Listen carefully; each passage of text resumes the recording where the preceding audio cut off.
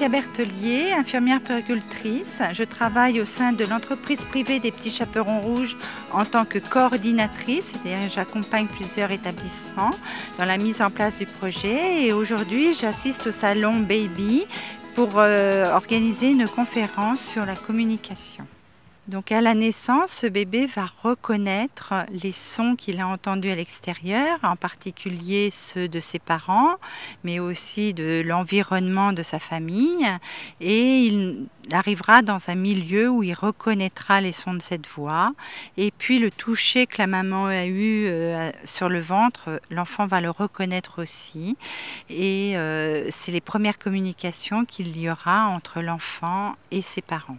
Donc dès sa naissance, ce bébé va reconnaître le son de ses parents, le son de la voix de ses parents, la façon dont ils caressent leur enfant va lui rappeler aussi, lorsqu'il était dans le ventre de la mère, les caresses faites sur son ventre et va lui permettre d'être largement en sécurité pour exprimer le mieux possible les besoins qu'il va avoir. Donc il va les exprimer au niveau corporel, puis après il va effectivement pleurer.